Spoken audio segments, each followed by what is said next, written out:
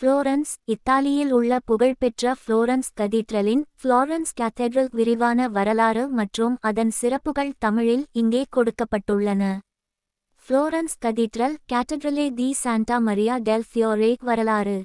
Florence cathedral பொதுவாக டுவோமோ என்று அழைக்கப்படுகிறது. இது மறுமலர்ச்சி காலத்தின் ரெனேசான்ஸ் பொறியியல் மற்றும் கலை திறமைக்கு ஒரு அற்புதமான எடுத்துக்காட்டாகும். இது அதன் பிரம்மாண்டமான குவிமாடத்திற்காக உலக புகழ் பெற்றது. 1. ஆரம்பகால திட்டம் மற்றும் கட்டுமானம் 13ஆம் நூற்றாண்டு. பெயர். கதீட்ரலின் முழு பெயர் கேத்தரெட்ரல் டி சாண்டா மரியா டெல் ஃபியோரே, கேத்தட்ரலே தி சாண்டா மரியா டெல் ஃபியோரே, அதாவது மலரின் லேடி புனித மேரியின் கதீட்ரல் என்று பொருள்படும். கட்டுமானத்தின் நோக்கம் புளோரன்ஸ் குடியரசின் அதிகாரம், செல்வம் மற்றும் மதபக்தியை காட்டவும், அண்டை நகரமான சியனா கதீட்ரலை விட பெரியதாக இருக்க வேண்டும் என்ற நோக்கிலும் கட்டப்பட்டது. அடிக்கல். 1296ஆம் ஆண்டில் இதன் அடிக்கல் நாட்டப்பட்டது. ஆரம்பகால கட்டிடக் கலைஞர். ஆரம்பத்தில் கட்டிடக் கலைஞர் அர்னோல்ஃபோ டி காம்பியோ என்பவரால் வடிவமைக்கப்பட்டது. 2. சிக்கலான குவிமாட பிரச்சினை. 15ஆம் நூற்றாண்டு. பிரம்மாண்டமான இடைவெளி. கதீட்ரலின் உடல் பகுதி ஓரளவு கட்டி முடிக்கப்பட்டபோது 15ஆம் நூற்றாண்டின் முற்பகுதியில் அதன் மையத்தில் ஒரு பெரிய வட்ட இடைவெளி இருந்தது.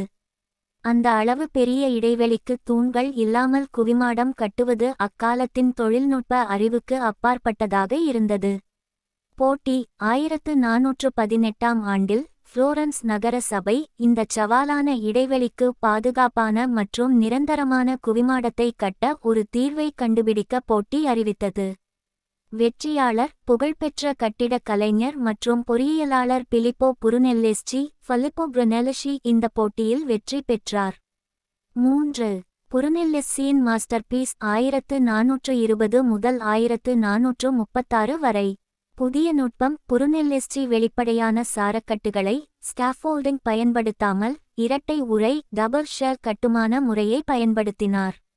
இதில் 2 குவிமாடங்கள் உள்ளன, ஒரு உட்புற உறை மற்றும் அதை தாங்கும் வெளிப்புற உறை.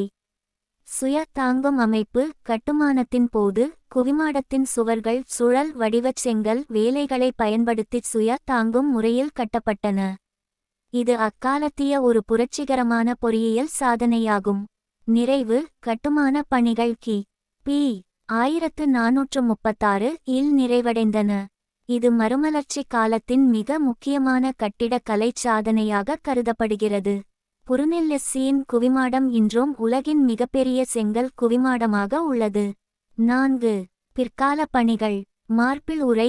கதீட்ரலின் வெளிப்புறம் பச்சை, கிரீன், இளஞ்சிவப்பு, பிங்க் மற்றும் வெள்ளை ஒயிட் நிறச் சலவை கற்களால் ஆன அழகிய வடிவியல் வடிவங்களால் ஜியோமெட்ரிக்கல் பேட்டர்ன்ஸ் அலங்கரிக்கப்பட்டது. இந்த அலங்கார வேலைகள் பல நூற்றாண்டுகளாக தொடர்ந்தன. முகப்பு. ஃபசாட். கதீட்ரலின் முகப்பு பகுதி 19ஆம் நூற்றாண்டில் கட்டிடக் கலைஞர் எமிலியோ த ஃபாப்ரிஸ் வடிவமைப்பின் கீழ் நியோ கோதிக் பாணியில் நியூ கோதிக் ஸ்டைல் முடிக்கப்பட்டது. கலசம். லாண்டன். குவிமாடத்தின் உச்சியில் உள்ள கலசம் 1446ஆம் ஆண்டு புருனெல்லெஸ்சியின் மரணத்திற்கு பின் அவரால் ஆரம்பிக்கப்பட்டு அவரின் சீடர்களால் முடிக்கப்பட்டது. கதீட்ரலின் சிறப்புகள். குவிமாட உட்புறம். குவிமாடத்தின் உட்புறம் புகழ்பெற்ற கலைஞர்களான ஜார்ஜியோ வசாரி மற்றும் ஃபெடரிகோ ஜுகரி ஆகியோரால் வரையப்பட்ட இறுதித் தீர்ப்பு த லாஸ்ட் ஜட்ஜ்மெண்ட் பற்றிய பிரம்மாண்டமான சுவரோவியங்களால் அலங்கரிக்கப்பட்டுள்ளது. கியோட்டோவின் மணி கோபுரம். ஜாட்டோ எஸ் கேம்பனிலி. கதீட்ரலுக்கு அருகில் உள்ள நேர்த்தியான மணி கோபுரம் அதன் பிரதான வடிவமைப்பாளர் ஜாட்டோ என்பவரின் பெயரால் அழைக்கப்படுகிறது. புளோரன்ஸ் கதீட்ரல் மறுமலர்ச்சி காலத்தின் பெருமை, கலை, அறிவியல் மற்றும் பொறியியலின் ஒத்திசைவை குறிக்கும் ஒரு நீடித்த சின்னமாக திகழ்கிறது. புளோரன்ஸ் கதீட்ரல் பற்றிய வேறு ஏதேனும் விவரங்கள் அல்லது அங்குள்ள காட்சிகளை பார்க்க விரும்புகிறீர்களா?